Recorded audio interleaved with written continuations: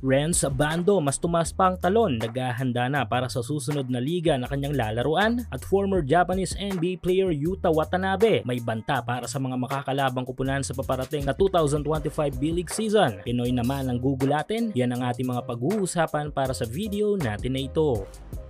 Bawat Pinoy ballers overseas ay alam na natin kung saang liga sila lalaro at even nga ang mga kupunan na kanilang lalaruan. May ilang mga nanatili sa kanilang mga liga at kupunan, ang iba naman ay same league pa rin at nalipat lang sa ibang team. Pero may mga players tayong tuluyan nang hindi nag-continue sa kanilang mga team at liga. Kudos kay Terdy Ravena, daw umalis sa B-League ng Japan bilang first Pinoy import sa B-League, ay gumagawa naman ito ng panibagong hakbang upang makatulong sa mga Pinoy ballers sa future. At malaking step ito dahil ang tinarget ni Terdy ay ang platform ng European basketball, kung saan ay malaking bagay both income at development ng ating mga young players. Pero ito, maliban sa lahat ng mga players natin na yan, ay may isa pa tayong malalaro na pinakainaabangan ang next move nito sa kanyang basketball career. Ito nga'y walang iba kundi si Renz Bando, ang former highest paid Pinoy import sa KBL ng Korea at the same time ang slam dunk king na rin ng KBL. Hanggang ngayon ay tahimik pa ang kampo ni Lakay para sa next team or league na lalaruan nito. Pero ganun pa man ay may mga rumors na tayong nakalap noon na ang target na team ni Kabayan ay ang kupunan na sumasali sa EASL. Marami nga agad tayong naisip ng mga kupunan noong lumabas ang update na ito. Kung sakali sa Japan B-League ay may dalawang team doon na kasali sa East Asia Super League na wala pang Asian import. Ito nga yung Chiba Jets at Ryokyu Golden Kings. I think isa sa mga option na ito ng kampo ni Bando since marami na din talagang Pinoy player dito sa Japan. Pero ito, second option ay ang Taiwan kung saan ay meron na silang dalawang matunog na liga. Ito nga yung Plus League at ang T1 League. Sa ngayon, maliban sa dalawang team sa Plus League ay nagpasok pa ang Taiwan ng another 2 ball clubs sa EASL. Ito nga yung kupunan ng Macau Blackbirds at ang Hong Kong Eastern. Dalawa sa top teams din sa Taiwan. Magandang option ito para kay Kabayan kung sakali dahil mas mabibigyan ito ng malaking opportunity kapag sa mga team na ito siya naglaro. Sa ngayon ay hindi malabong maraming Asian team ang kukuha sa serbisyo ni Kabayan dahil sa balik na nga sa 100%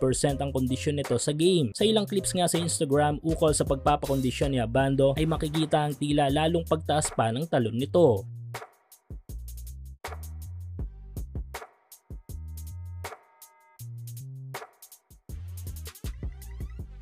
Samantala, iba yung challenge para sa lahat ng ating mga Pinoy players ang dala ng pinakabagong bigating player ng Japan B-League. Ito nga ay walang iba kundi ang former Japanese NBA player na si Yuta Watanabe. Yes, hindi naman naging ganong katamlay ang career ni Yuta sa NBA. Well, kung ikukumpara nga natin yan kay Jeremy Lin.